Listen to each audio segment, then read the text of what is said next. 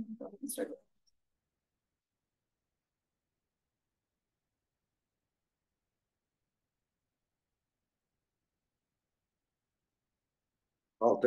like to call to order the October 15th, 2024 meeting of the Palm Springs Sustainability Commission. Director McCloy, would you please take the roll call? Absolutely. Commissioner Alexander? Present. Commissioner Barrett? Present. Commissioner Boyd? Present. Chair Clark? Present. Commissioner Khan? Present. Commissioner Bearda? Mr. Sorry. I'm sorry. I don't think we have Commissioner Bearda today. We don't currently have Commissioner Bearda. Commissioner Forster sent regrets. Commissioner Frick? Here. Vice Chair Rodner? Present. And Commissioner Walker. So we have 1, 2, 3, 4, 5, 6, 7 members, which is enough. 8 members, so which is enough. Did I count them? No, it's 7. Yeah, I added someone. One of our last 15 members. So which is enough for a quorum meeting. Thank you. I'd like to welcome everybody to the meeting this evening. We have several guests here present in the conference room, and we have several guests present on Zoom. Also, one of our guests is David Friedman, who's the CBAG IREN program manager and former commissioner, and he'll be participating in one of our major agenda items this evening. We also have a visitor from the center who will be doing public comment later in the meeting. The next item is acceptance of the agenda. You should all have it. It was posted Thursday, October 10th. And there's one little clarification that I'd like to make. I think we could probably make a change, and that is we have a presentation and new business on the same subject, which is the energy savings ordinance. We anticipated having something to vote on in this meeting, and that's why we put it in 2 places, expecting to vote on. If we did vote, it would be under new business. However, in following our experience in the Climate Action Subcommittee last week, we didn't get to the point of voting on anything. So most likely we'll just do all of the work on that agenda item early on under the presentation and remove it from new business if that's acceptable to everybody. And we have also an item on the smoking ordinance. We'll see what amount of time we have to talk about that when we get to that point. Is there any discussion on the agenda?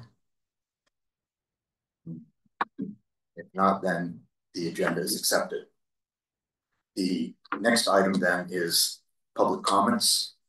This is the time for members of the public to address the commission on agenda items and items of general interest within the subject matter jurisdiction of the commission. The commission values your comments, but it cannot take action on items not listed on the posted agenda. 3 minutes are allowed for each speaker. I know we have at least 2 people who would like to speak, so please come up one by one to the table. Good evening, Chair Clark, commissioners, city officials and staff, and members of the public. My name is Jonathan Lorenzo Yorba. I'm the Senior Manager of Grants at the Center, and I'm here on behalf of Mike Thompson, our CEO, who asked me to thank you for the outstanding work you're doing to improve the quality of life in our community. The Center submitted the Measure J Community Initiated Project application for a grant that is in alignment with the City of Palm Springs strategic plan and that will positively impact thousands of residents and visitors who use the Center's services and programs. Our sustainability and transportation project will do 4 things. Number 1, it will provide solar-covered shelter from sweltering heat for currently uncovered parking spots in front of the Center. 2 of these spots are designated for disabled drivers. Number 2, it'll provide shelter over the long 90-foot walkway from the parking spots to the elevator. Number 3, it'll provide a solar-covered ride share area with seating for people who use Uber, Lyft, taxis, and other modes of transportation. And finally, 4, it will provide 9 new rainbow-colored bike ramps that will be shaded from sun, wind, and rain. Our project will improve the business community, downtown enhancement, health services, emergency services, sustainability, conservation, and the economy. The benefits to our project are many. First, visitors to the center will now have themselves and their cars protected from the summer's scorching heat. The bike racks will encourage bicycling, which will have an effect of helping to reduce greenhouse gas emissions. And the dollar savings the center will realize by having a renewable source of energy will enable the center to redesignate cost-prohibitive electric bill payments to essential services and programs for all Palm Springs residents and visitors, as everyone is welcome at the center. I would like to close by formally asking for a resolution from you, the Sustainability Commission, in support of the center's Measure J community-initiated project, and I provided the Sustainability Department staff with our application. Thank you for your consideration. Thank you. Next public comment.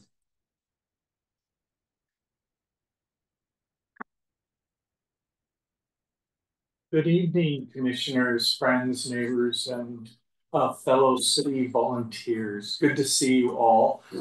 My name is Paul Henriksen from Upper West Side neighborhood, and I am so pleased to see on the agenda this evening that the broken flux capacitor at the entrance of City Hall is on the agenda. As I was driving over here, it was 2024, I walk in City Hall, and our clean air policies related to smoking still date back 85 years from when the city was first formed, and it's time to fix that broken flux capacitor, if you will. As you've heard me say before, there's no right, you can't find a right way to do the wrong thing. And not changing these policies continues to put people at risk and harm. And specifically multifamily housing has been identified by the American Lung Association as being one of the most important, urgent ones needed in the city of Palm Springs. I'd like to see a smoke-free city, but that's it. Doing it piecemeal has to be done. That would be one to start with. We have a letter F-rate from the American Lung Association, which we've had for quite some time, specifically related to the multi-unit housing. What's my time to? Okay, you gotta listen to me some more, I guess. I'm gonna continue to wing it. So I'm really pleased to see this. The ordinance was written a long time ago. It has been rewritten and rewritten and rewritten. I don't know if it was an effort to kick the can down the road by those at the higher levels of leadership concerned about dealing with this, but I'd like to really see some political courage in our city so that we can move forward and start protecting some of our citizens from secondhand smoke, specifically those in multi-unit housing. Myself and Bob, we're dealing with cancer right now. Many of you know us personally, and you know what a battle it is the second time around.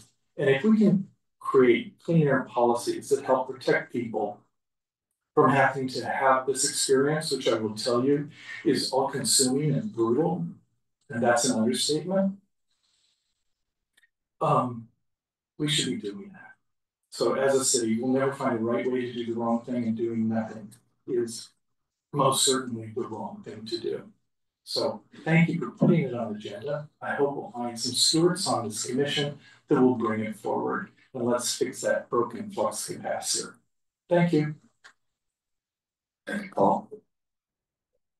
Next public comment.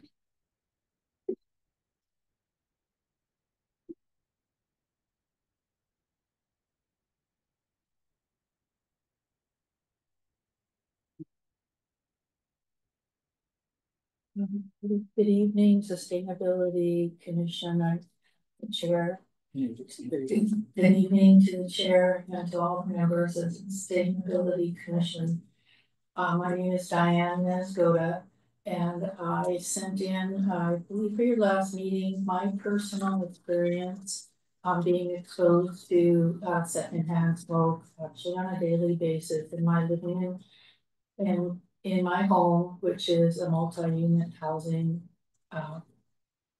development. I am detached. I am in a townhouse, which is detached, unlike condos that are attached, but I think this I would like you to consider identifying that as multi-unit housing for the purpose of enacting some ordinance that would ban smoking in these environments.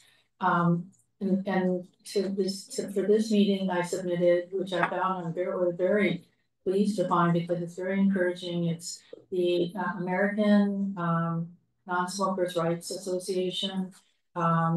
A list. It's an incredible website. I encourage you all to peruse it. But it's including I think it's somewhere between 70 and 80 cities in California that have enacted a ban. And so I think that this is something that is definitely consider Palm Springs a progressive city. I come from the area of like Beverly Hills and West Hollywood and Pasadena. And so I'm a transplant. I moved here and I think that I consider Palm Springs a progressive city, and I'd like to see them really flesh out that and enact this ordinance. Thank you so much for your time. Thank you, Diane. Do we have any other members of the public who'd like to comment? Do we have anyone on the Zoom who would like to provide a public comment today? Okay, hearing none. And just so the commission knows, so I will be circulating the report that the last commenter mentioned tomorrow with the background materials. Apologies that wasn't in your pre-meeting packet this week. Okay. The next item on the agenda. Next item on the agenda is a presentation on REACH codes and energy efficient upgrade, the energy efficient upgrade ordinance.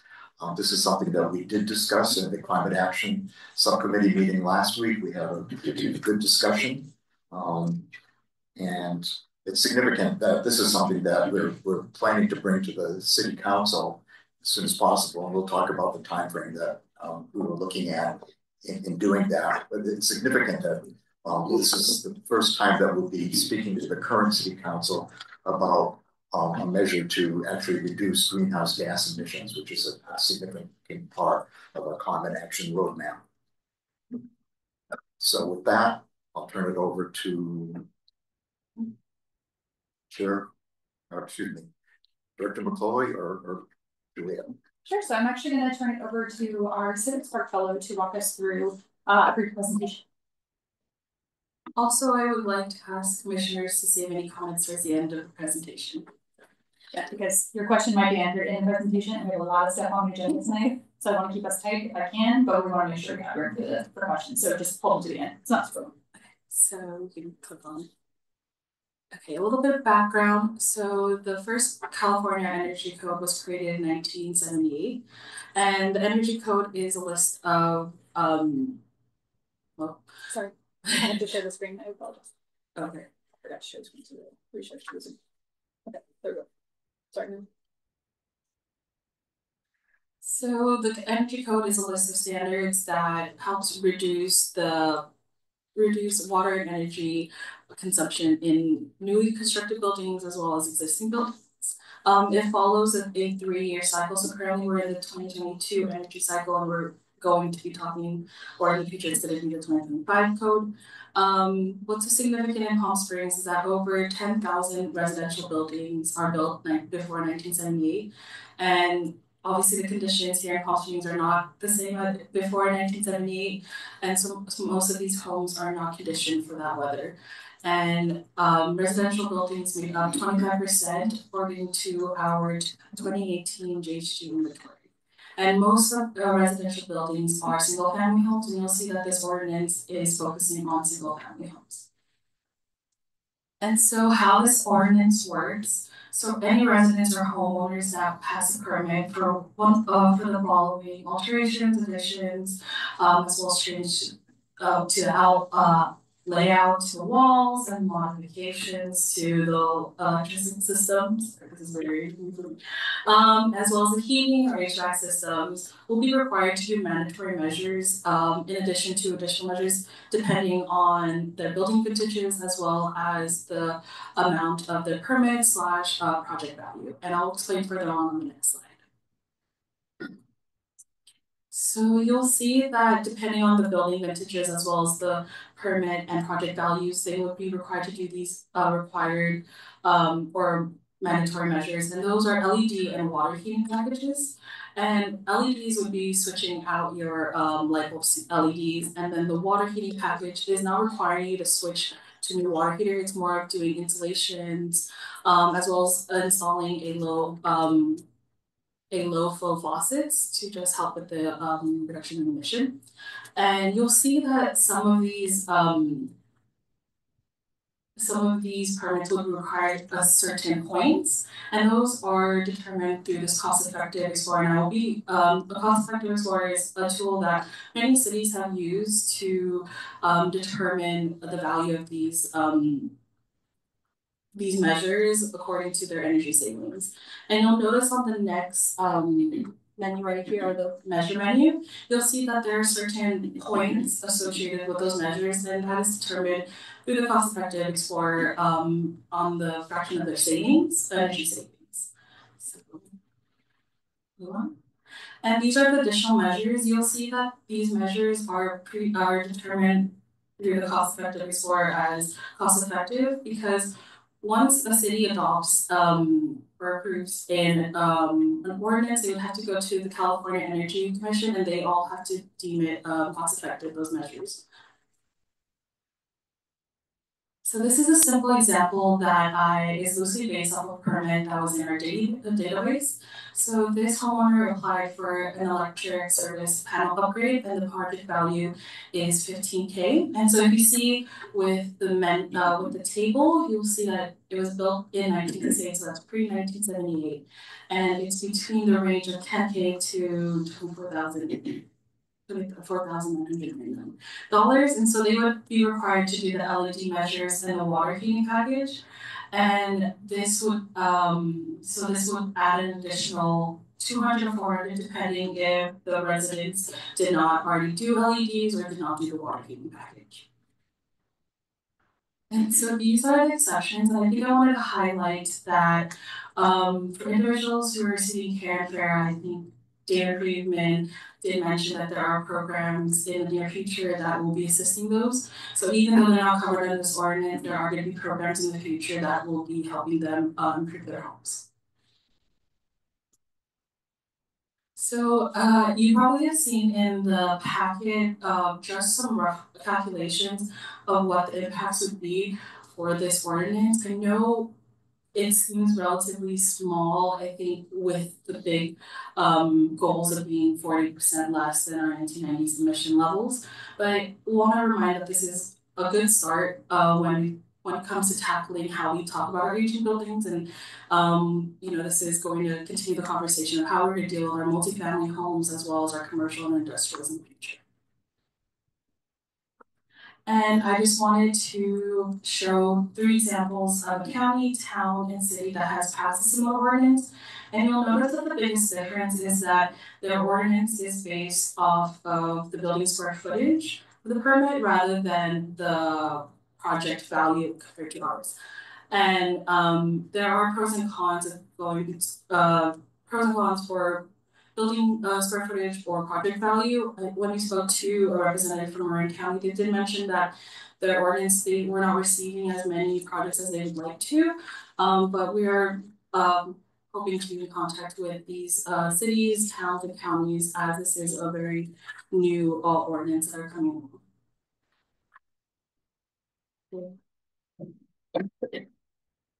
And so before I open us up to questions, just wanted to highlight a couple of process pieces so everyone's aware and give a quick summary of our subcommittee conversation. Also just wanted to acknowledge Juliet for her fellowship work and former Commissioner David Friedman for his leadership on this.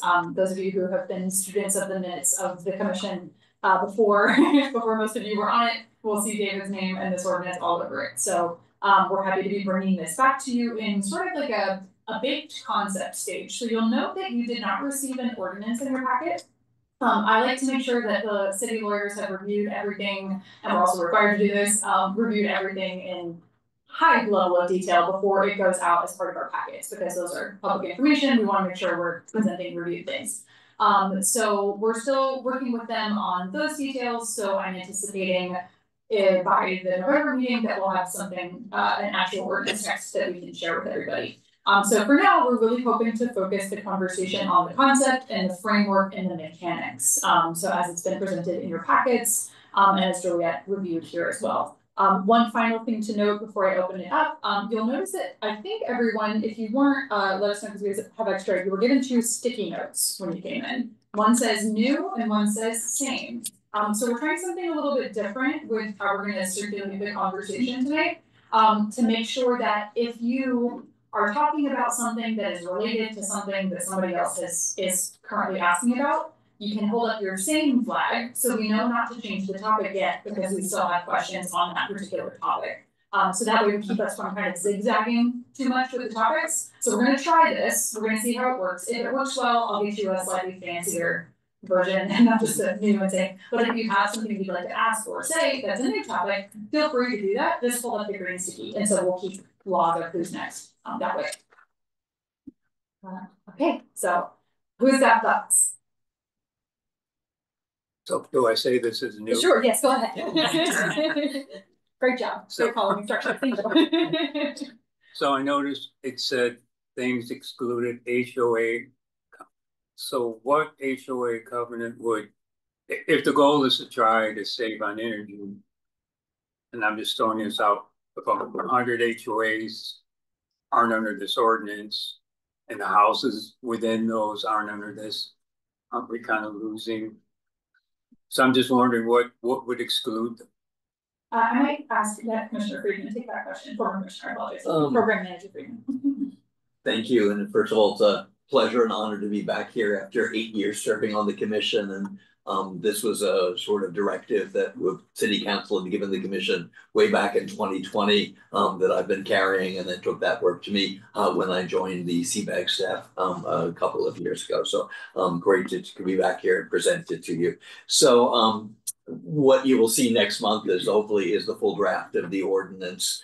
It includes, because there's something called the CCRs, conditions, covenants, something, and restrictions. I believe I don't live in an HOA, but I think that's what CCR stand for, that potentially theoretically won't have any influence on this, but we want to avoid a situation where the homeowner says, I would like to do this, or you expect me to do this, but I can't because it's a violation of my HOA. So there are certain things that the state regulates, such as solar. So if you want to put on solar, your HOA can't prevent that. There may potentially be other things. So instead of trying to figure out what they are, it was easier just to draw an exception so that a homeowner won't be, caught between, 2 separate rules, one from the city and one from the HOA. But this would be a discussion that whoever the homeowner pulls the permit wants to, would have to get the points. They'd have to say, well, I can't do this, or it's limited because of my HOA. So it just provides, a discussion point for the building department to take a look at it.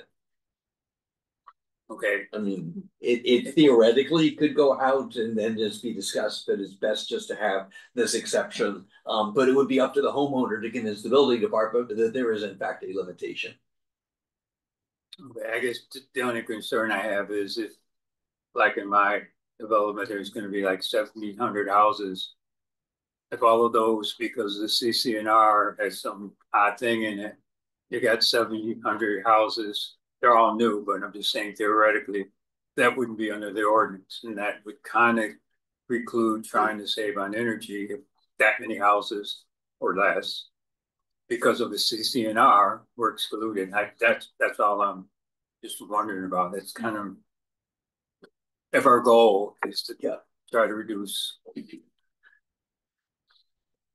Yeah, I think it's basically, I'm just looking at the text that I have the draft ordinance in front of me. It would essentially be the HOA says you can't do this. And so that would just be a discussion with the building director. Theoretically, I'd like to think that that this will never happen, but because we just don't know what could be in, Right, you know, right. CCRs from many different HOAs, it's best to have the exception.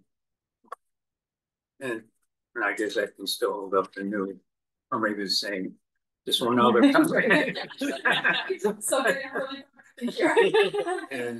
As a homeowner up in Oakland, and I went to do a remodel, then I found out there were all these things that had been added. So I would hope if this ordinance goes through that we have a really huge education to the residents so that when they go to do something, it's not surprise. Because a lot of people get a HELOC, but some people get home improvement with X amount of money in it. And if they go to get their permit, find out, oh, there's another 5, 6, 7,000, whatever, added to it. So I would like to see a big education to make sure that residents know that this is out. Absolutely, and maybe I'll turn it over to our civic spark fellow, Juliet, to maybe talk a little bit about some of the things that you're hoping to do with public outreach and materials. Yes, I think when it comes to the residents' education about this, we do hope to update our website to have more up-to-date information, as well as certain things that I'm working on. One of the Marin counties has a what would you call it? Like a wizard. A wizard. So they would answer a few questions and they would be explorers and wizards. I never heard wizards, but yeah, so they would answer a few questions and they would be taken to a document where they can have step-by-step ways to comply with ordinance, and that's something I would want to adopt. As well as working on I don't know if I can say that, permit playbook, just a way to see if I'm a homeowner, just like I don't know how to do this, just a play-by-play of who to talk to, or permits to apply for, or things to comply with ordinance. Yeah, I'm thinking in terms of before they're thinking of doing a remodel, that they know that I need to plug this X amount potential in what I'm doing. So, I mean, I'm thinking reaching out to television stations, having maybe you make an appearance to reach as many people and get it out to people that this is out here, you will have to conform to this under these circumstances. Because like I say, I ran into it, didn't feel good when I ran into it. Absolutely, no. I will also probably pick your brains about that, so. Okay. Yes, we love commissioner perspectives on this. We don't have a large amount of homeowners in our team currently, so anybody who's got thoughts on this is helpful. So Vice Chair Bronner and then Commissioner Frick. Just following up on that question, we did chat about that in our subcommittee. Thank you. And Mr. Friedman had mentioned also about doing. There's a lot of contractor outreach too, which is important. So if you're working within a certain limit when you're going to get permits and all that pre kind of construction work, your contractors will know, and also as well as if you're working with any kind of an architect or mechanical or electrical, A&E kind of staff locally, you would be able to get a heads up on that, I would believe. So I think there are multiple ways of kind of attacking the information of sharing, so people are aware of what it's going to take to actually build that into your budget. And sort of segueing with that too is vendors. So you can get quotes from different vendors on one project, and it could range from 200% more to 500% more. So a range of $200 to $400, you just don't know until you start having vendors giving you quotes on things. And even finding vendors to any house projects right now is very difficult. And so we've gone through, anytime we're doing a quote on any remodel for our house, we have people come over, they say, oh, we're gonna get a bid into you, and we never hear from them again on almost any project these days. So getting these projects done is going to be a challenge sometimes. And so it'd be nice if the city maybe identified vendors that can do these specific projects. Yeah, definitely, that's something that we've both seen in our outreach and heard, and I know that, Mr. Friedman, as part of his role at IREN, also they have a lot of contractor outreach that they're doing there, which we would marry up with that. One thing that I will mention on that front, which I had in my brain and is now gone, which I'll come back to it, but yes, heard. And there was something I was gonna say, it's like, yes, we could do, blah, blah. It's difficult for us to provide recommended vendors unless vendors meet some kind of qualification. So say, for example, they take some kind of training or they attend some sort of certification workshop. So DWA, for example, on their website has a list of like all of the landscapers who attend their workshops. And so we could do something like that. There's also, I want to say the Tech Clean California program is linked in your packet. If not, you just Google like Tech Clean California. You can find vendors who have taken advantage of state incentives in certain zip codes, which is another way to kind of get at the same question. So not necessarily an endorsed vendor, but this is a vendor who has experience doing these kinds of projects in your area because they've gotten state funding to do so. But yes, that would be something we would love to continue to do for areas that aren't currently done. Okay, Chair Clark. Also, I expect that when this ordinance comes before the city council, there'll be a first reading and a second reading and a vote, but there'll be plenty of opportunity for people to make public comments at that time as well. And there could be some issues have very little public comment, some issues get a lot of public comment and have to be brought back again. So but that opportunity will be there. Do we have anyone else? So we have Commissioner Barrett with the new and Commissioner Boyd with the new. Okay, great, so we'll go very simple. This is probably very simple. I actually don't understand what a single family home is. Because we have many condo complexes where the houses are connected. But you would consider them to be single family homes. Sure, and so that's the kind of thing that once you get the full ordinance text, you'll be able to look at that definition, but I'll turn to Mr. Friedman to kind of give a summary of how that's designated in this ordinance. It's actually by reference because this is the amendment to the California Energy Code. There's actually a definition there. So it talks about single family residential project, but that actually is covered in the Energy Code. So actually the state has made that definition. So I believe it includes up to 4 potential attached units. So if you have sort of a duplex or a triplex or maybe even a quadruplex, not sure that those exist in Palm Springs, but I believe there are duplexes and triplexes. Those would most likely be considered a single family house under the Energy Code. And that's a determination by the building department, because that not only would apply to this ordinance, that applies to anything else, any other covered matter in the Energy Code, which is like 600 pages. So we're going to trust the building department to actually know that yeah, this covers or not. But as a general rule, it's obviously detached standard single family houses, and I believe duplexes and triplexes, maybe quadruplexes as well. But that's covered under the Energy Code generally. You had a follow-up? Very, very brief. So if there's 3 units in one thing, that's not a single family home. Each of those units is a single family home? If they could potentially be, if they're all together, it could potentially be considered, yeah, that each one of them. But I believe a triplex would be considered a single family home. So each unit is considered that, as opposed to multifamily. The Energy Code makes that determination. So there's whole chapters on single family, and then there's whole other chapters on multifamily. So is this a 140 or a 160 or 170? And we leave that to the building department because that's essentially their job to sort it out. But it is heavily regulated by the Energy Code. Thank you, David. I figured there was an answer. Yes, but we could also, when this comes back with the ordinance draft, we can give some examples of like, this is a single family home, like this is not. So yeah, I'll work with you on that to find the text of the Energy Code. I can send that to you tomorrow, saying exactly how that's defined under the code itself. So I have a question / thought. The question is, I'm not familiar with the Explorer.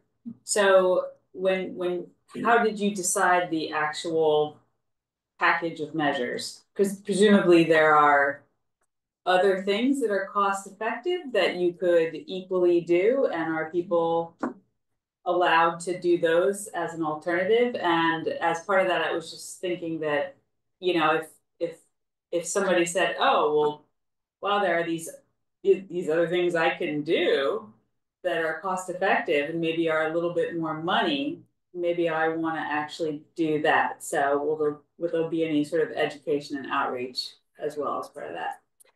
Because of the overlay of the state law, the energy code that requires measures to be cost effective, essentially what's called the statewide codes and standards team, which is sponsored by the IOUs, the investor-owned utilities, along with LA Department of Water and Power, and Sacramento Municipal Utility District, I think, is also involved. They kind of said they picked a sort of list and they ran that through the software and contacted a bunch of vendors. So in theory, you kind of have to stick with the menu. There might be a little bit of flexibility, but because of the determination of it has to be cost effective, and the research that Juliet has done based on the Explorer will go up to the Energy Commission. That's what you need to say, saying measures X, Y, and Z have been vetted and are determined to be cost effective. So there might be a little bit of flexibility, but as a general rule, because of the constraint of state law, the measures are the measures. Those have all been studied and determined to be cost effective with the associated points. And I will say that restriction exists because this would be implemented as a REACH code, which is basically specifically above and beyond the energy code. So it has to fall within relatively narrow bounds to be approved by the state to be allowed as a REACH code. So you could swap in some of these other things. Well, as long as they're cost effective and achieve at least the equal, if not greater, amount of savings. Can you swap things in as an alternative? I'm not sure that you could necessarily swap in, because you need to determine, is it cost effective and what the points are. So what the list is that you need to get the total number of points based on your house vintage and the basically size of your permit package, so you can see sort of how that works for the various the two matrices is permit value on one end and house vintage on the other, and that determines the number of points that you need. But you can choose among all of the measures. So all of the measures are there, but it's called the flexible path. So you get to choose among all of the measures that are there. I'm just not sure that you can pick something that isn't on that list and pick that. But you pick anything on that list, and as long as you get your points, then you're fine. Right. That's what I was trying to clarify. Right. Yeah. So you can pick anything on the list. Yes. Yeah. But you don't necessarily have to do LED and whatever that. The ones that are mandatory are LEDs, just because it's so much low hanging fruit. Okay. And it's an easy win, and everyone probably has them, and it's also outside photo sensors, which is to say, your lights will not go on during the daytime. And then the other one, but at the lower level, is the water heating package, which is about $200 of basically faucets. Okay, so it just has to be deemed on the cost effective. Yes. Okay. Yeah. On the chart. Okay. And then the one other thing I wanted to note there, which again, I'm really having a memory trouble today. I need to get my own stickies for this. What was it that I wanted to say? Was it the same? It was the same. Never mind, we'll come back to it. Yes. Yeah, quick question on cost again. Is there an inspection fee associated with this project? Like if you do apply for, whatever you're applying for in your project is 25,000, do you have to have an extra inspection done to make sure that you've done these packages? Great question. So generally speaking, there are permit fees associated with any of this work that you would do. The permit fees are set basically to cover the costs of building permit time. There's some sort of analysis that we've done. We're actually in the process of updating that right now with the comprehensive fee study. But there would be fees assigned to any particular work. If there's additional permit that has to be pulled, there would be associated staff time associated with that. So therefore would probably be incurring additional fees. That's one of the things Juliet is looking at through the permits process. Maybe that's something that if we determine it's wow, this project costs $100 extra and $600 in extra fees, let's look at that. So that's something we're trying to like work through some of those pathways in advance, so we know we can kind of tell people what to expect. There wouldn't be any additional inspection that would be required. Generally, the idea here is that like once you're opening up the hood, let's go ahead and do as much as we need to do at the same time. So there wouldn't be additional inspections required, but you would be required to follow the rules for the specific projects that you want to do. But yeah, that's something we're trying to kind of model those pathways and just make sure that there aren't any kind of outsized or kind of like accidental double counting or anything like that. So we have a question here, and then was there a question next? So it's actually almost the same. Okay, is it a follow-up? Okay, I'm gonna let you use your same sticky, even though you hold a green sticky. Well, it's the same because it brings up the same issues. I'm just curious as to who enforces all of this. Good question, building department. So we've been And are working. they ready to pay for that? Good question. So we've been working with the building department to try to figure out the way that allows this to happen in a way that is less painful and expensive for them. So I think some of that will probably come down to the final ways in which we require people to tell us what they're doing. So for example, do we do most of this auditing and enforcement on the front end, like when we're doing a permit inspection, like up front, or do we do it on the back end? I guess I can play two things. When we're doing a permit check, do we look at it then? Or do we look at it when we're doing an inspection when the project is done? There's pros and cons to either one. I think what we'll probably end up going with is what would be easiest for the project and easiest for the permit. So minimizing interruptions to project workflow. So that's something we're still working on with the department, who has been really collaborative and great about supporting us on this so far. But you know, reasonably concerned about like, wow, you've given this whole new code to enforce and have to learn. So trying to figure out the best way we can support them in that. But we can, when we bring this back, we'll have staff from the building department as well. Well, I do want to say two things. They'll both be brief. I actually think this is great. So I'm really happy to see that you're doing this. I think breach codes, particularly around energy efficiency, are great. The only other question I have, it's not really critical to this discussion at this point, but I assume we'll be setting up some sort of system to monitor and track kind of what's been done and what we're actually saving. Yes, so that's gonna be, so we have very luckily gone online with permits over the past 2 years. I want to say it was May of 2023, so I guess a little more than a year that all the permitting moved online. That makes it exponentially easier for us to pull projects that have certain characteristics, whereas before literally it's like, you know, little maps in the file cabinets. Now we could have flags on projects like Juliet is able to filter by permit size or type of project or something even before this is gone in place. So we'd be able to have flags on those projects with the M&V on the back end, kind of like how much savings did each project actually have. I think we are open to suggestions of an easy way to do that wouldn't be just kind of like random sampling. Like we could estimate based on what we know was permitted to go in and what was inspected to have gone in. But in terms of then going back up and doing that follow through to be like, oh, so how much energy did this house save? I think it would be really useful for us to do that. I don't know if there's a way we could do that like program wide necessarily,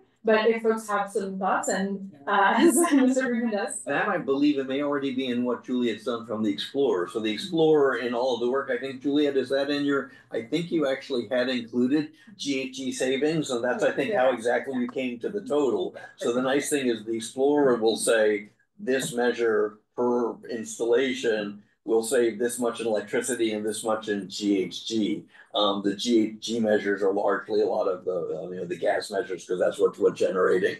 Fortunately, thanks to Desert Community Energy, our GHG reduction, savings are already pretty substantial. So largely, this would be the GHG would be from a lot of the reduction of your heating. Your heating energy inefficiencies. But the nice thing about the Explorer is that work has been done. So I think it's fairly simple as this permit was been pulled, this is what was installed, this is the GHG savings for that specific measure, you add it up. So I think that's something that you probably do an annual report for, of saying this is how much has actually been saved as a result of that. So this is actually one of those things that's relatively easy to measure. You have a second? I support it. Okay, great, thanks.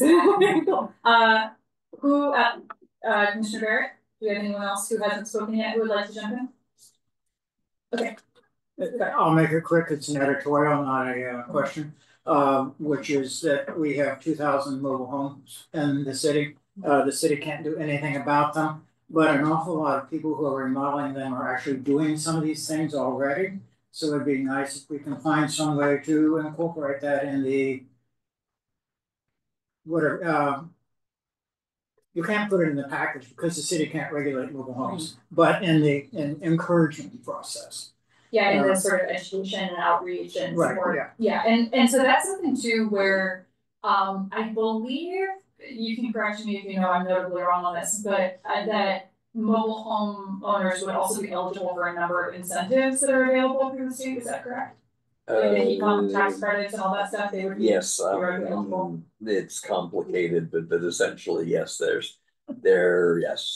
generally the answer should be yes. That raises a whole bunch of issues of, are you a customer of an IOU? But some things like the Equitable Building Decarbonization Program, which is coming in, I believe that also should be eligible for mobile homes. So yes, there are various number of state programs, and Commissioner Barrett is correct. There's a specific, and I think Juliet had mentioned that there's a specific ordinance exception because the energy code is Title 24, and mobile homes are in Title 25 and regulated by the state and not by the cities or counties, whatever. So there is formally an exception, but yeah, Commissioner Barrett has raised a good point of, education and outreach should cover everyone. Right. And there are a number of cities in California who do have a similarly high percentage of mobile homes. And a lot of us have kind of started to put our heads together on the best additional programmatic support. So stay tuned. But it's something I know the city of San Luis Obispo was awarded a grant to do, like a mobile home decarbonization research program. So there's probably going to be some additional things over the next couple of years so we can remember, because we know it is a decent amount of our housing here, it's a lot of our affordable housing here, so it's something we want to make sure people are getting those benefits that we can't solve through this. Okay. So we do have a pretty packed agenda tonight, so I'm going to say maybe if nobody else has any questions that we close this discussion for now. Does anyone have any closing thoughts, Chair? I think the only other comment that I'd like to make is the timeframe that we're looking at. We're anticipating hopefully getting the ordinance by next month. Then we'll bring it back to the subcommittee and to the commission for more discussion. But based upon that, we're looking at trying to get it before the city council for a first reading in January. Okay, great. Thank you all. Thank you, Program Manager Friedman. Thank you, Superintendent for all of your comments, and hope you guys are excited to see it again. Thank you all. Look forward to seeing you next month.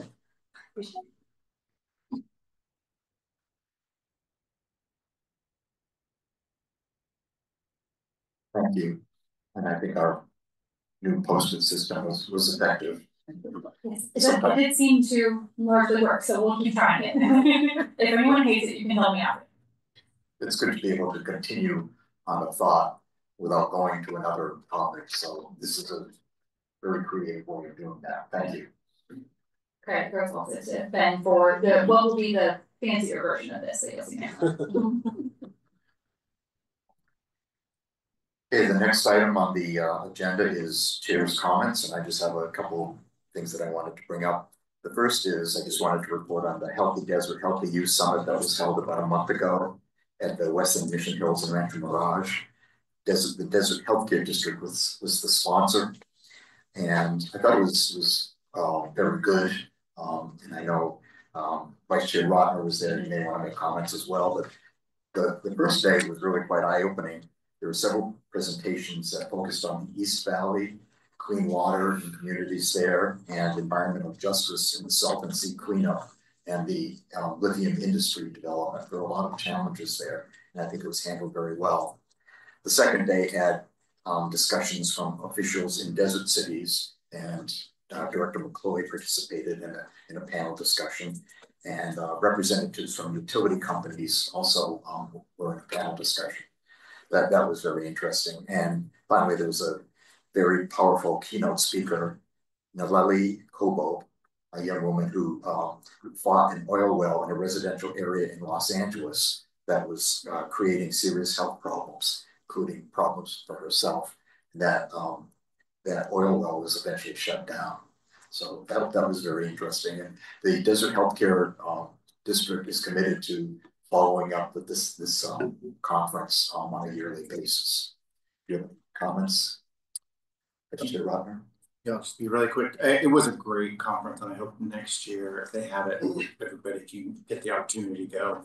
I was really impressed with the work that all our neighbors, cities are doing. So it was really kind of uplifting for me anyway, to see all the work that everybody's trying to do to really improve our community. So it was worth it. 2 days of worth it. So it was good. Thank you. And the other thing I just wanted to comment on is subcommittee membership. Both the waste reduction and the climate action subcommittee have one vacancy. There's a limit of 5 on each subcommittee. We currently have 4 on each. So any commissioners who aren't on the subcommittee, I'd encourage you to perhaps visit one meeting and see what it's about. The climate action subcommittee meets the second Wednesday at 5 p.m. and the waste reduction subcommittee meets the first Thursday at 2:30. That's all I have. And the next item is subcommittee reports, and the first is the standing subcommittee on waste reduction. We have a new chair of that subcommittee, Vice Chair Rotner. I don't know who's going to be giving the subcommittee report this evening. I had a thrilling announcement, so that was going to be part of this. So let me make that thrilling announcement, which is I was in Ralph's and they are now using paper bags. I was surprised to see them. Does anyone else notice them? They're at the cash registers. So that's a change. Both Ralphs. I didn't go to both Ralphs, just my neighborhood Ralphs, the one that's right over here. So anyway, that's an exciting announcement. And we did change the chair, and so I didn't remember what our priorities were. And he wasn't prepared to do that. And I wasn't prepared. I apologize. I thought that would be your last hurrah. Do you remember what we? Sure, I can. So let me give a brief summary of meetings. So we luckily it's fresh, so you can count on my brain for this for now. Thanks. So we held kind of a prioritization review discussion in the meeting, covered like roughly 7 topics. You can always bucket them in whatever way you want. And then kind of at the end of the meeting, we arrived at a couple of key principles. So I think the main principle that came out that will guide our prioritization going forward is finish what we started. So looking particularly at projects where we either have made some substantial progress as a subcommittee, whether there are things that build up, sorry, there's a weird buzz, I'm not sure what's in front, but things that are kind of continuing building. So things like looking at waste in parks, looking at making sure our battery recycling program has sustainable contracting underpinning it, and some things related to that. So, and then there's some broader themes from state legislation that will probably keep popping up, like around extended producer responsibility, which I don't have time to define right now, but you'll hear about it later.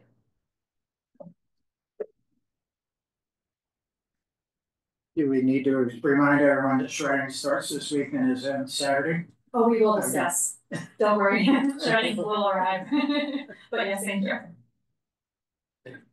Next is the standing subcommittee on climate action. I just wanted to extend a thanks to Commissioner Eric Graham for his service on the subcommittee and the commission since he recently resigned. And there will be a report from our commission subcommittee meeting last week, but because that meeting and this meeting are a week apart, it's a big effort to get the report written in time to send it out 5 days in advance of this meeting. So you'll be seeing the report on the climate action subcommittee meeting prior to the next commission meeting. And finally, the ad hoc subcommittee on bird strikes. Yes, so Commissioners Alexander and Barrett and I were able to meet, and we're kind of working on 2 tracks right now. We're kind of in work group mode, I think, at this point. And so we're working on 2 tracks. One is an educational public outreach track and how homeowners can prevent bird strikes. And the other one is advising the building department on possibly coming up with ordinances in the future about how new developments can incorporate bird-friendly glass and other building architectural elements into their new buildings to help prevent bird strikes. So we're kind of on that. And Commissioner Alexander, do you want to kind of summarize what you had sent us? Do you feel like that right now, or is it still into a rough draft? Oh, I came up with 2 draft potential policies, which Don has said, but you haven't had a chance to review it yet, so I haven't got it totally blessed. But we have something written down that we can do as a blueprint. Yeah, we're working towards that. Yeah. And we did receive a public comment on bird strikes at our last meeting, which I have forwarded to Commissioner Frick, and something that there may be things for you to discuss at a subsequent meeting. Yeah. Yep. Oh, as in just a side note on birds. So there's going to be a bird sanctuary in Indio for injured birds. Hopefully it'll open up in January. I talked to them a little bit, so it's kind of dovetails, because out at Maryland, our HOA management told me that bird strikes every day. They get injured, don't have any place to take them, so at least there'll be a place to take them. Great. Thank you. And the next item on the agenda is the director's report by Director McCloy. Okay, I'm actually not gonna talk very much. So there's 2 things I wanted to highlight. One of which is shredding. So thank you, Commissioner Barrett, for the lead. It's shredding, which thanks to the leadership of one senior program coordinator, Benito Villa, is way less stressful for me than it used to be. Normally, if you would have talked to me on a week that commission meeting and shredding on the same week, I would just I would not even acknowledge you if you said something to me. I'd be like, no, sorry, this is too much, overloaded. Do you want to talk through really quickly just pre-shredding and shredding? Sorry to be on the spot and ask you about this. I can do it. Okay. So pre-shredding, well, that's loud. Yeah. So pre-shredding is taking place right now in front of City Hall, next to the reception area. It'll be from 8 AM to 4 PM. So if you have any shredding, please drop off as much as you like to avoid the lines on Saturday. And then Saturday we will be there from 8 AM to 12 PM. E-waste and e-bulk will be e-waste and bulky items will be until 2 o'clock. So if anybody has anything, please see us there as well. And that will be at the convention center. Yes. Yes. Just a reminder of something I said the other day. I was actually asked today about security if you drop it off here in the City Hall. I described to it, but I just want to let you know that is a concern people have about the security of the documents. Yeah, so people have brought it up to us, but once they see that we're standing on top of the bins, essentially, they feel a lot more comfortable. Maybe we need a picture. We'll post them for you. And yeah, if you've got like really, really sensitive stuff and you want to watch the shred or eat it, then you can go on Saturday. But if you're, like, well, I feel comfortable with literally Ben puts his laptop on top of it, and it's like, no, you don't. You go through Ben to get into the bin. But yes, it is something that we can provide. I saw him there, I can vouch. Yes. Yeah.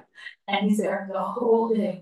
Okay, and then the one other thing I wanted to highlight is the induction breakfast, which I'll turn it over to Ben and Juliet to discuss. Of course I do. I always talk. So we had our induction demo at the Mizell Center. We had 2 familiar faces there. It was a great turnout, so we did reservations this time to kind of get a better understanding of how many people would show up. The count was 45. We had 50 reservations. We also had a surprise speaker, who has her home now, fully electric and sustainable. Her name was Jane Townsend, I believe. So I thought it turned out great. Everybody had great compliments. So I don't know if Juliet wants to add to that.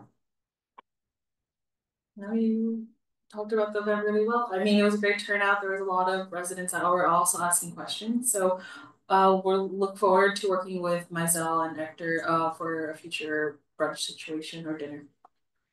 And we also raffled off a portable induction cooktop, so our events include raffles now, so. Those are the two topics I wanted to highlight in detail today, but happy to answer any questions about anything that was in the memo or anything that wasn't in the memo that you were hoping to see in the memo or anything like that. Okay, sounds good. Let's keep it rolling. Thank you. Thank you. Thank you. See, the next item is meeting minutes, and we do not have the June minutes. Were they not in the packet? No. Well, they were supposed to be. This is on me. This is what happens when you send the packet out Thursday at 8 o'clock. I apologize for neglecting to include those in this month's packet. So anyway, we'll have probably in the next meeting, we'll have 3 sets of minutes to approve. I just wanted to remind people, and we'll try to keep track of this, that only the people that have been at a particular meeting are allowed to vote on the approval of those minutes. So we'll try to make that easy, maybe with a post. Yes, we can do that. I apologize. Yeah, that was supposed to be there. And the next item is old business, something that we talked about at the meeting last month and had a really good discussion on, and that's sustainability initiated Measure J projects. Sure. Okay, so I'll kick us off a little bit here. I think we can be pretty brief on this. So as you all remember at our last meeting, we had kind of an initial brainstorm building a little bit off of the fact that, you know, we've been hearing some really interesting projects that are coming from the community, but various commissioners have said, like, what about these other projects that we might want to see and different things like that. So we started a conversation, trying to build some priorities and ideas for projects that we could either submit on the staff side, which is a slightly different process from the community initiated projects, which I don't know if you've read in our local media that there were a lot of requests for community initiated this year. So staff also has, in some cases, abilities to kind of do the project separately if it's aligned with some of our goals, or to save for next year's community initiated round to kind of get those things fleshed out. Or, you know, depending on the size and scale of the project, maybe it's something we can just fund internally. So we had a good discussion, kind of getting some general ideas out. I did send a request out for some ideas. As far as I can tell, I only got one. So okay, yeah, the door is not closed to ideas. So for the purpose of today's discussion, I'm thinking we can do 2 things. If you were not Commissioner Don Barrett and you sent me an idea, it's possible that maybe it kind of got a little bit lost in the shuffle. So feel free to remind me that you did that. I apologize if I missed it. Second, I think what might be useful, and I'll defer to the commissioners on this, is for us to do something similar to what we've been doing for leaf blowers and bird strikes, which if there's a small group of people who are really excited about this, maybe we do like an ad hoc subcommittee to work with staff on fleshing out ideas. To kind of get something more to a project maturity stage. So those are just 2 proposals.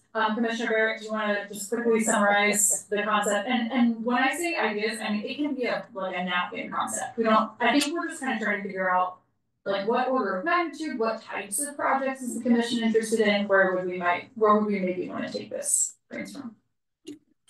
Thank you for that that latter part. This is just a very rough idea, but I started thinking that maybe we could have something at the airport about being a sustainable tourist. I don't have a whole lot of work out on what that would be, but something that would encourage sustainable tourism and would not get all of the hotels angry with us. So yes, this is the stake that has been planted in the ground so far. So I'll maybe open it up quickly to see if anybody else has like a top of the brain idea that they want to throw in the mix, but then we can, and so yeah, get your stickies ready. Yes, you guys are doing so good at this. Okay, so we'll have those guys, and then maybe we'll kind of take a couple minutes on that, and then we can pause and reconvene on next time. So technically I saw the sticky go up first, but you guys can arm wrestle it with the Commissioner Board and Commissioner Burke. So you did not lose mine in the shuffle. I forgot to send it in. So I don't know if this fits at all, but it's sort of two ideas that came to me and I haven't sort of fully fleshed them out. So just for this purposes here, I'll just sort of bullet point them. But the one was looking at the new navigation center out in North Palm Springs. It does not appear as though there are actually any shade structures there, as far as I can tell from the renderings. But there's lots of parks and outdoor areas. So I didn't know if that might be one sort of idea that we could do, particularly because we've been talking about it as well, community solar with some of the low income housing that's currently exists or being planned. Or some sort of solar. I realize that's a large responsibility. Well, right now we're in ideas. Okay, so idea. Okay, Commissioner Boyd, do I have is there a sticking up coming up over here? Okay, we'll go with Commissioner Brick next and then Commissioner Walker. I'm practicing. Oh, you're practicing over here. Commissioner Brick.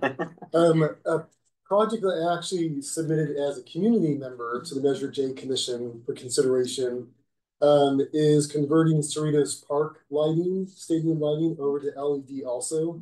Probably a lot of people have seen that the stadium has been converted over to LED lighting along with the other fields. They've added LED lighting by Palm Springs High School. But Cerritos Park, for some reason, they did not. And so those are still energy guzzling giant halogen lights. Maybe, I don't know what kind of lighting that is, but it's taking a lot of energy. Yes, and so, I know that the departments know that was submitted, so it's something that I heard mentioned about. My submission. Okay. Yeah, so okay. Yeah. Great, yes, thank you. Cerritos Park is the park that's right adjacent to the stadium. Oh. So it's a baseball field. Oh, I didn't know it had a separate name. Yeah, it has a separate name and everything. Yeah. And where, I'm sorry. So by the entrance on by the library? Mesquite? Yeah, when you go into the swim center, yeah, and it's on the right hand side. Okay. It's a baseball field right there. Yeah, okay. Yeah. It's the only field left, I think, in Palm Springs that's not LED because Duluth Park is now. Yeah. So that's the only one I've seen that's I remember still all the set lights James and Jesse are LED. I don't know if they've all been converted yet. Oh, they haven't been? I'm not sure. I don't remember off the top of my head. But that would be the only other place I'm like, do we have? But I know Cerritos Park is either the only one or one of the extremely small. Yeah, yeah. Didn't know it had a separate name. Yeah. I found that on my research. I didn't know that either. Yoga. Oh. Any other Blackstone? Yeah, I think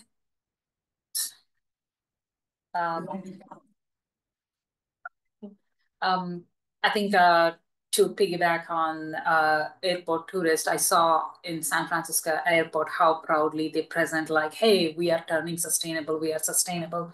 They have like visual, like their trash system dictates completely like landfill, compost, recycle, and we want to see more in compost and recycle, not in landfill. They are like visually proving it, and the whole airport uses compostable silverware, even the packaging. I don't know how they pulled it off. And they have, I don't know, I'm going there again in a week, so I can get some pictures. But I think we can take San Francisco and Oakland airports as example to show off how people can be sustainable tourists. And for your comment, I think we can ask for more outreach and education from like different utilities that we are using or different departments, how we can be more sustainable. Even though I did a lot of research on solar, I would like to hear from somebody who can explain, hey, this is how solar works and how this can be sustainable, not only for the planet, but also to your wallet. So can we ask for like some education and outreach program continuously happening on an annual basis or like a 6 months basis, so people can refresh their memory about how we can be more sustainable, the things that we daily use, electricity, water, air conditioning. Okay. Anyone else has something they want to throw in today's talk with the understanding that this is not the only opportunity? Okay, so great list. A lot of things in here are probably Measure J eligible. Some things maybe not. But we have to kind of see, like generally speaking, if you're building a specific thing that's like for public benefit, it's probably eligible for this. It doesn't mean that we couldn't do some of these things another way, but thank you for the list. So I'm gonna maybe open it up to the commissioners to let me know, how do you feel about maybe the ad hoc or small group idea? Would you prefer that staff kind of chew on these and come back with some suggestions? What do you all think would be helpful next time? Quick question. Sorry, stickies. So, I'm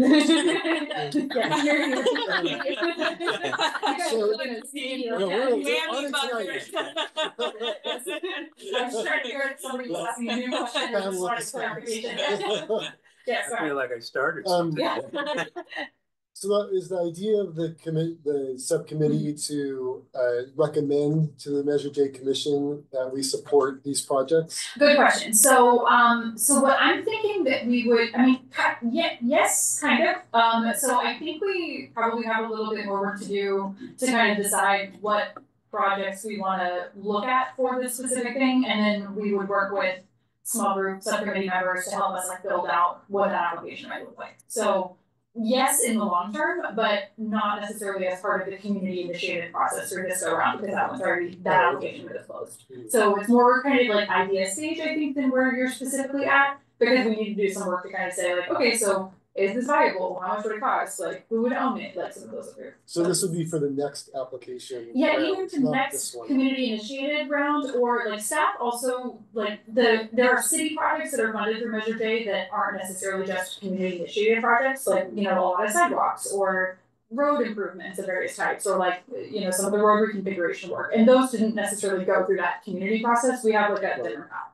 So depending on what the final nature would be of the project, we could then determine which path makes the most sense, whether it's the commission doing community project, or whether okay, yeah, this aligns with our work program. We feel like staff could manage this and we would do it that way.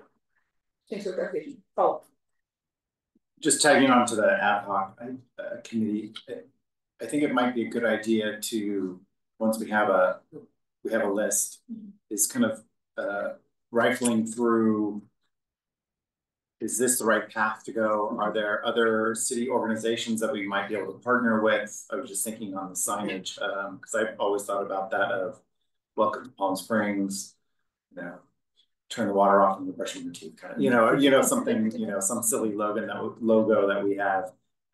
But is there Chamber of Commerce that we could potentially work with? I think there's a lot of things that, or that just popped in my head, but that might be able to work down that path on different ways, other than just money for Measure J. Yeah, totally. And I think that would be a good role for the subcommittee to support the staff in doing as well.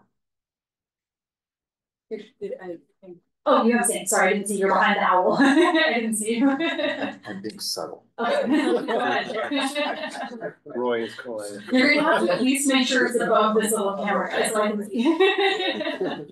I have a lot to say anyway. Okay, go on. Just going along with that, if people are willing, I think a ad hoc subcommittee would be good. I guess I'd like to see a complete list of what we talked about the last time and what we added this time, and before the commission, perhaps at the next meeting. Okay. Any other follow-ups? You got a new, so okay, we'll go back to you. Actually, I'm not sure mine's new. It's just I was going to say I support the ad hoc committee. I'd be more than happy to be part of it. And also just I'm thinking back to it might also sort of your comment as well, that how these also then fit in with our priorities as well in terms of what we've set. I have forgotten this, sorry. It's sort of related to what I said about the airport and sort of fitting with what Bernard said. I look at his name. There's no such thing as walking tours of Palm Springs that I know of.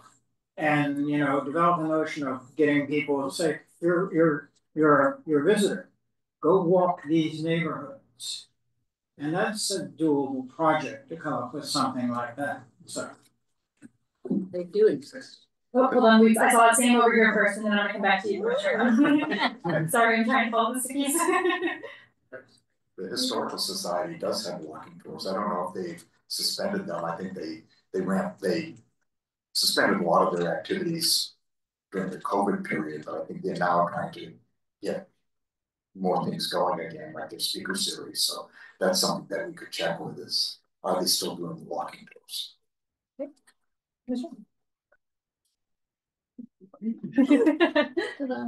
I actually saw one, about a month ago that was, crossing Indian Canyon. I think, it must be related because I've taken, at least 3, but that's pre, COVID. So. Maybe they're coming back. So at least there's a model for it. It's been done before, and it used to be very popular. Yep. We have the same first, so Commissioner Alexander with your follow-up first, go ahead. So to go along with that, there is a walking group that's at Mizell every morning. Yes. And so they might be a group that would be helpful in doing something like that, because they walk, trust me, they take my parking place every morning, so. You have to have a dog to be part of that group. No, you don't. Now I've gone with them. You don't have to have a dog. Now I do, but you don't. Oh, for the ideas list, I was just thinking, I met with Lauren Wolfer from Measure J Commission, and I will forward the picture, like along our bike paths, maybe with CV Link, we can have like bike repair stations for air and some toolkit. Stay tuned. Okay. then done. not looking at Christian Mueller. Stay tuned. Yes, good. Okay. So maybe I'll leave it to see if there's anyone else, in addition to Commissioner Boyd, who would be interested in participating in an ad hoc small group with the reminder that it has to be small. It can't be more than a brown house. Okay, so Alexander? Is that a yes? Yeah. Okay. That's great. Anybody else? Enough for now. Okay, if anybody changes their mind and wants to jump in, let me know. So we will determine who is going to be the staff point on this. I'm guessing maybe me, but it probably depends also on the final form of the project. I don't want to put anybody on the spot. So we'll talk about it internally, and we'll work with you all to schedule the first conversation. Great, thank you all. That was really helpful. Are we okay to move on? Are we okay to move to the next topic? Yes. Thank you. That was a good discussion. The first item under new business we've already covered. The second item is the smoking ordinance. Sorry, we have the social media quarterly update in old business. Pardon me? The social media quarterly update in old business.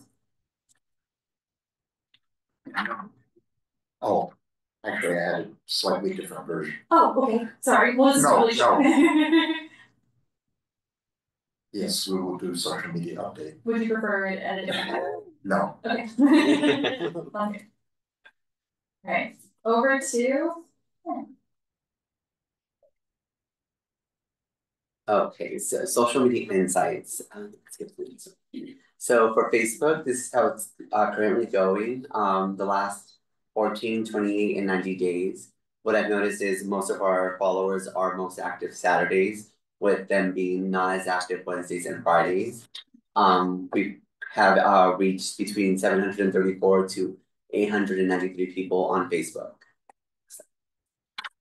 This is how it started with Instagram. We reached with our first few posts back in April was 20, 41, and 141, with a majority of them being just people who followed us. Next slide. Currently, we are averaging anywhere between 300 and 500, with a lot of our followers, non-followers, actually reaching other people from not just who follow us immediately to see the notifications.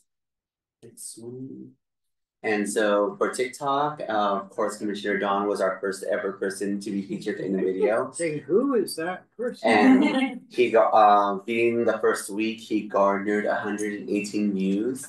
Then we had Grace Garner, council member, post a video. She actually did our biking video, which garnered 505 views. And then starring our very own staff here, we did a video for the shredding event, which has garnered in less than a week 1,665 views. And then we continue.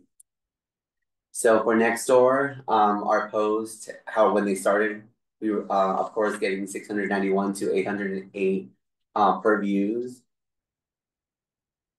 Now we're nothing's going under 1,000 for reaching people in the first 48 hours. Yes, they found us. So a lot of them do reach out via social media now, more specifically to Nextdoor, or they'll email us directly. And then we have a little clip starring our staff. Service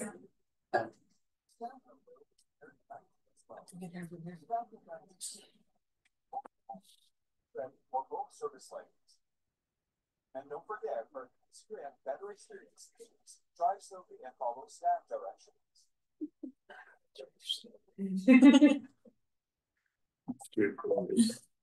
Are we going to introduce them to the e-chargers? Oh, the charging stations, yeah, we can do that. At the convention center, yeah, totally, we can do that. So for social media, the next one, please. So again, those just a reminder, those are our social medias that we are currently active on. So if anybody would like to follow us, please do so. And yeah, any questions?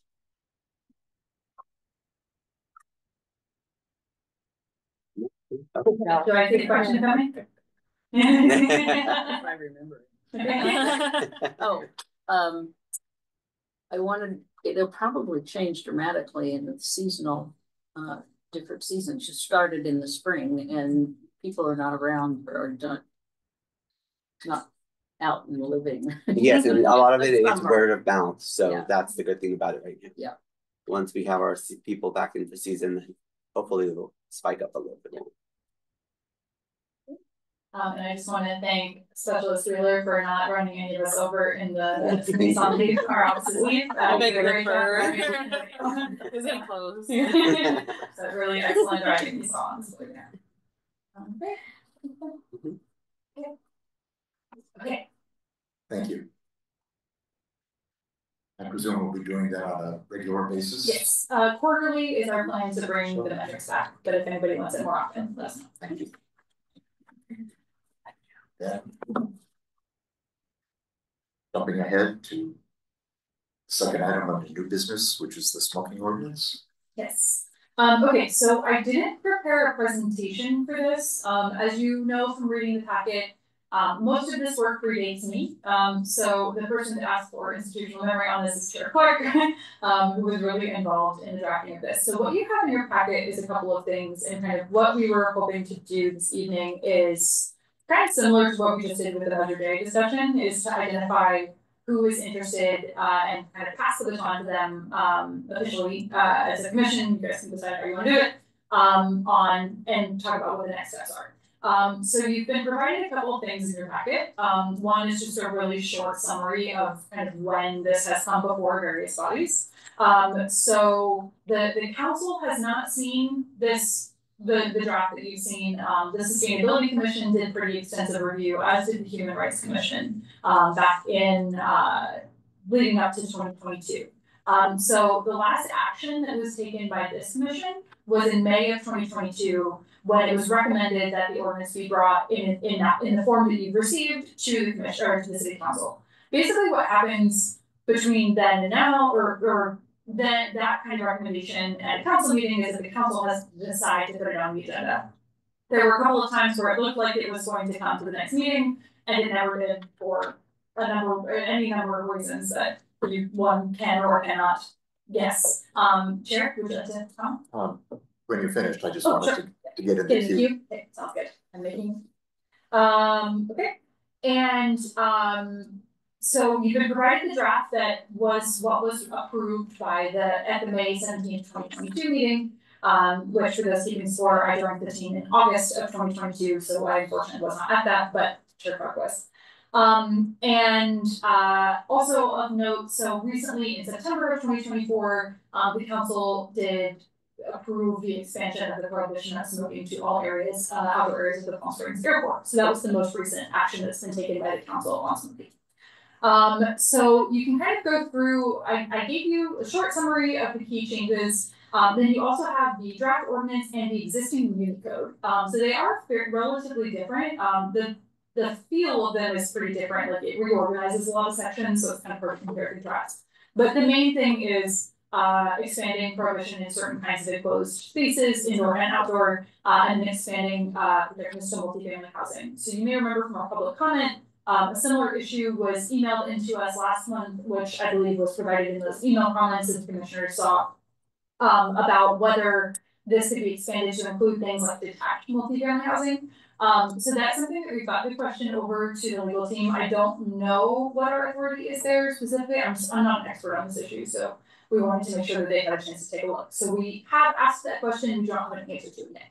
But that's kind of where we're at in terms of the latest. So in the memo, I just threw out a couple of potential possibilities that the commission could take. Formation of an ad hoc subcommittee, identifying an approach to working with the city council, and then identifying any further outreach that's needed to communities within the city, whether that's tenants or bar owners or whoever kind of, you feel like you want to talk to about this. And that's where I will stop, and I'll turn to Chair Clark, who was first in the queue for questions and comments. I don't have much to add since you brought up a few things after I put my posted up. But I did want to emphasize really why we wanted to put it on the agenda this evening. And the summary that was provided in the packet by Director McCloy was very good, as well as the verbal summary. But this has come up pretty regularly over the past year. And there were certain people that have brought up public comment several times. The fact that we received a written public comment for the September meeting, and the same person came and spoke to us tonight, prompted us when we were having our planning meeting for this meeting to say we really should bring it up in the commission meeting, so that all of you would kind of know the history and know what the latest issues were. And I do want to emphasize that the comment that was brought up tonight and was submitted in written form previously did relate to not multifamily housing, but complexes where there are single family homes that are close together. And the issue that we wanted to bring to our legal department is that something that we can even address in the ordinance? And really, before we get an answer on that, we can't do anything more on perhaps updating the ordinance. I personally feel that the ordinance is in good shape because of all the work that was done to it. And it's very different, as Director McCloy said, from what is currently on the books as far as the ordinance goes. It was written from scratch. But whereas the amendment that was done for the airport was just one particular paragraph, which changed very little. But this is a very big change, and so it probably will be get much more attention by the city council when it finally goes there.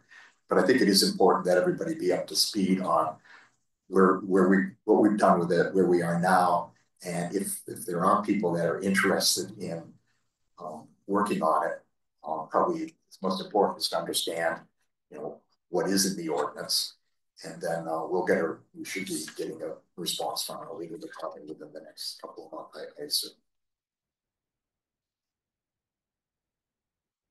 Just kind of tagging onto the single family residence question. I did some quick searches because there are quite a few cities in California that have kind of a reach code on smoking, and none of them address single family. They specifically identify that as it doesn't fall into categories. So it's similar to mobile homes. There's a couple other little things, and they've taken, it looks like the same wording, and every city has kind of borrowed that kind of disclaimer wording. So I'm assuming there's probably some sort of legal issue that they'll probably clarify.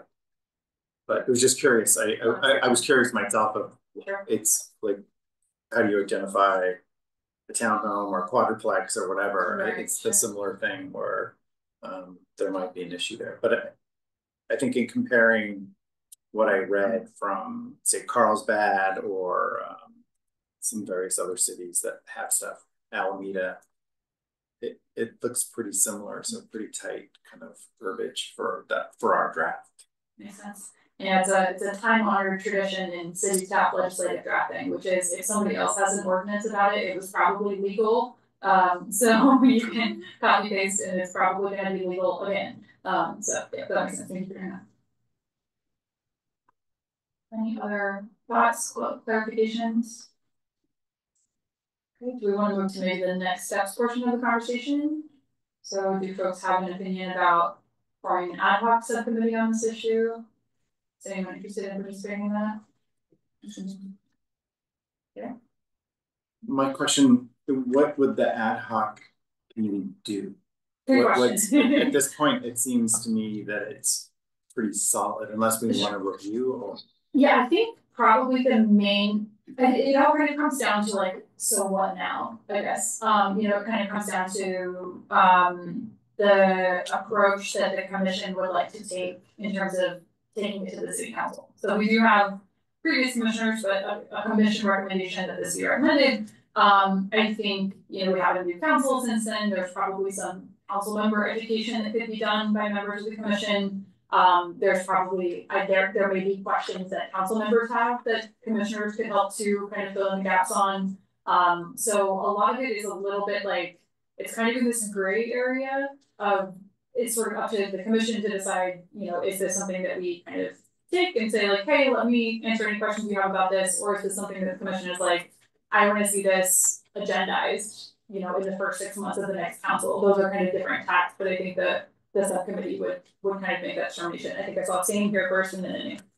So let's say we have an ad hoc committee and people are working on it. Can that ad hoc committee have these people from the community, like the 2 public commenters today? One of them is coming continuously and they might have more information. They might have done a lot of research on this. So can that person be or help that ad hoc committee to better understand, okay, you know, this can be done, this can be done. They did it. And then the ad hoc committee can bring it to the commission and then we can take it to the council members rather than ad hoc committee trying to invent the wheel. Somebody else might have already did the work, especially community members. An ad hoc, yeah, basically an ad hoc committee can operate really similarly to how our other subcommittees operate. They're just not like a formal part of the charter. So due to their small numbers, like they can meet in like smaller groups. So you don't have to have like a formal official meeting with like the Zoom and all that stuff. That's kind of what the ad hoc aspect means. But then they would report out. But again, they're welcome to consult with members of the community if there's any outreach that needs to happen to different parties, that kind of thing. That's something the ad hoc can do for sure. Okay. I was involved with this earlier in the commission a good while back. I apologize for not also acknowledging you there. That's perfectly okay. And some of the processes of getting it through. It sounds like it's actually very different from what came out of that. I'm not understanding quite where that change happened or what happened. This is different from what came out of Carl Baker or not? It's the same. It's the same. It's the same. Okay. It's the same version. Yeah. We dealt with it in May 2022 was the last time we dealt with it. Okay. And that's when I was leaving the commission. And that is what is, Bernard, that's what's very similar to what is now in Carlsbad or whatever, or I think the gist of the reports are similar. It's not a full copy and paste, but it's what they're identifying is mainly what I saw, and I didn't do an exhaustive search, is they're covering multi-family housing and those surrounding areas, you know, within the space itself, but also within the exterior areas. Okay. I mean, where I'm headed with this is that I'm not sure that we really need to reinvent the wheel. I think that we need to just decide, are we going to take it forward in some way? And if it's has a lot of similarities, maybe we just need a small number of people to compare where it is to what it is, say, to compare it to existing past regulations. And then the question is, what council members are going to be willing to take it forth? And we're changing council members, and that will be happening in December. So maybe we just need to sort of let it sit until after we change council members, and then have just a couple of people compare it in some way to existing past regulations. And if it's like those, then we say, let's move it to council. I think the important thing is that the present commission understands what's in the latest document, because when the council asks, does the commission support it? It's weak to say, yes, the commission in 2022 supported it, and the commission prior to that developed it. But if we can say that the current commission has reviewed it and understands the changes compared to what's on the books now, then that will have more power. And I think perhaps an ad hoc subcommittee could be effective in terms of reading it through more carefully and then perhaps briefing the commission on where the changes are. We went over that process many times in the past, but I think that would be useful again. And the changes are, as Director McCoy said, prohibiting smoking in like on patios, outdoor areas, near bars, and in multi-family homes, particularly apartment complexes. I was just gonna say, yeah, I agree with that, and I think that I also sort of agree with you. It seems as though maybe we could do that in the lead up, but also with the expectation that we're gonna wait for council to change and come in before we actually decide then what we're gonna do. I think that Roy and I were basically saying the same. Yeah. And we technically only have one more commission meeting before the council changes. So, you know, it's relatively imminent, I would say, probably in terms of plans. Thank you. And we should keep in mind that there are several other items that we want to go before the council relatively soon. The ordinance that we talked about this evening, there's a tree ordinance, and then we also want to talk about the results of the greenhouse gas analysis that will be coming up sometime in the spring. So it's really a priority on the basis of the commission as well.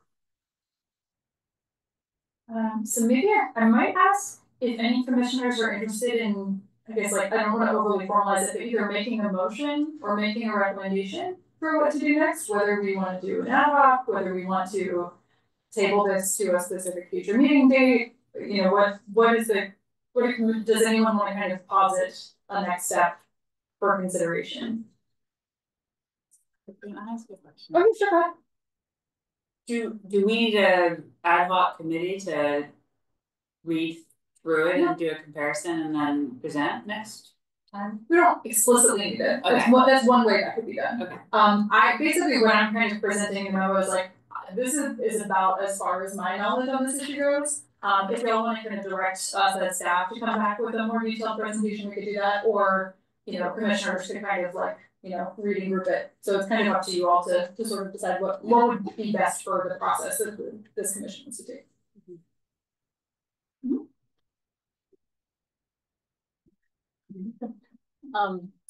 Isn't it just a matter of laying it side by side and saying, this is what changed, this is still the same, and that could be done before we have a change of council, right? And I guess the question, so everybody has the text that allows you to do that now. So it's both the draft and then an excerpt of the existing Unicode. So am I hearing that we would like a presentation at the next meeting, kind of doing that compare and contrast? Is that kind of the recommendation? Okay, so I'm hearing two yeses, and then I have Yes. Okay, and a yes here. Okay, go ahead. The only suggestion I make is it may not be urgent to do it the next meeting, but we should be prepared to do it the next few months. Okay. We plan our next meeting the Thursday after the current meeting, so we'll be doing that this Thursdays.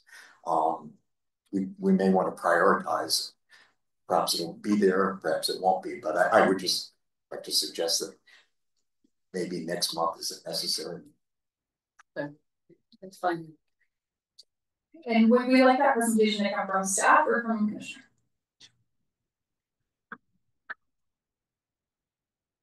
The silence, I'm guessing, means staff, so we will get to work on it. Go ahead. I've read the document multiple times. It's not that big. I think we should ask the commission to read it. And if we have it on an agenda where the commissioners have a question about it, we should be able to discuss it. It's not that difficult. That would be my suggestion, is that commissioners read it, review it, have questions, write them down, and then we'll bring it at a meeting. I don't think we need I don't need a presentation. I've read it and it's pretty clear. In my opinion. But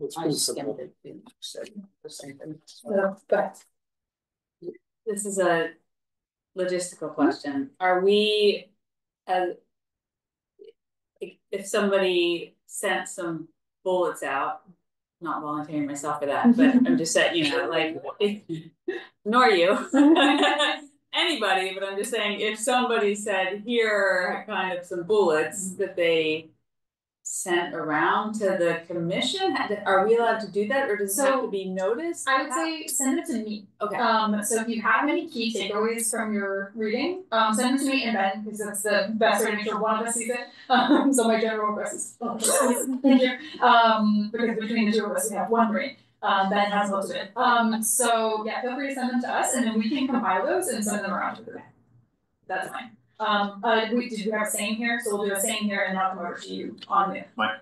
I think that's a great idea. Okay, great, that works. Did you have anything? And because of the interest here, we should endeavor to bring it to the commission as soon as possible. I think it still depends upon what our priorities are when we plan the next meeting.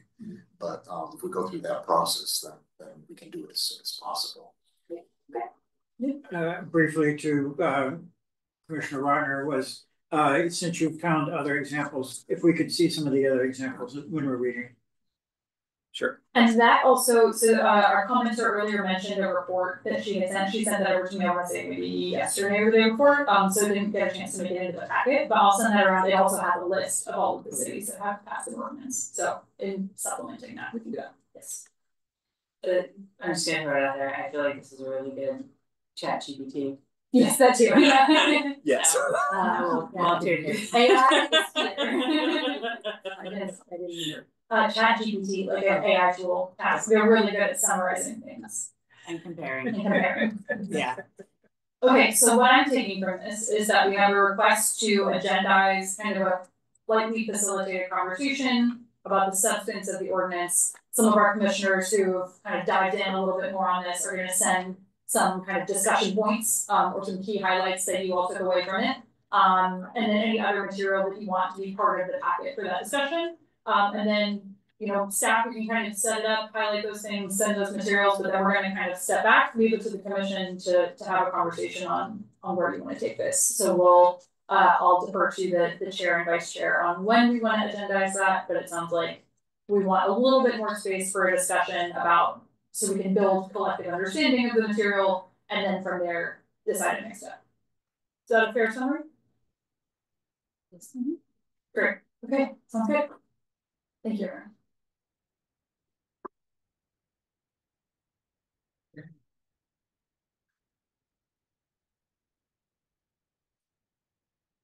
So that ends our new business. And the final item on the agenda is commissioner comments and November agenda items, so we'll go. Chair, if I might just, before we go around for that, I just want to follow up on the comment from the beginning of the meeting about the Measure J letter request. And I was going to say something about that. Okay, you can go ahead and do that. Yeah, I just want to make sure we did. So if you want. Yeah, I think it belongs in this part of the discussion, so yes. We'll cover it. Okay. Commissioner Alexander? No comments. Okay. Commissioner Walker? No comments. Commissioner Boyd? No comments. Commissioner Barrett? Nothing. Commissioner Coleman? Oh, Commissioner Frick? This is for future agenda items. Yes. We have an update for the gas powered leak blower outreach and enforcement. So we'll update. That's on me to get us all together. What's that? That's on me to get us all together. That's the ad hoc subcommittee. We got together. We got you. Together. Oh. Sounds like the three of you. Sorry, Roy. Well, we can certainly add that as a subcommittee report. Yeah. But can we meet before that? Yeah, we can meet again. Yeah. We'll get you updated. Okay. Thank you. I don't have it. And the one thing that I wanted to bring up, which Commissioner, Director McCauley brought up, is the Center's Measure J proposal. We did vote last month, September, that we wanted to, I forget exactly what the wording was, but we voted that the commission should be able to make recommendations on proposals that are brought to them. So, you know, we're good to go as far as that goes. And I feel that we should have that on the agenda for the next meeting. And so we can basically bring what we brought for the past ones, which is like a draft letter, and you all can kind of have a discussion on that letter. And if there's any additional materials, well, the materials are also shared with us by the center, so we'll share what we have. And you all can discuss and vote at that time for the next meeting. And we did confirm that even though the application period is closed, the review period is still ongoing, so we're still good to submit letters. Thank you to the team for confirming that. And when do they make their final decisions? End of the year? I think end of the year. It's gonna be imminent. So we have time. They got a lot of requests, a lot of really cool stuff.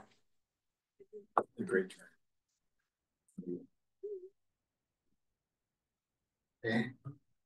So thank you for the comments, and we'll be developing the agenda before the end of the week. And the next item is adjournment. The next meeting of the commission will be on November 19th, 2024 at 5:30. Is there a motion to adjourn? So moved. Second. Second. All in favor? Aye. Aye. Thank you to our Zoom viewers for any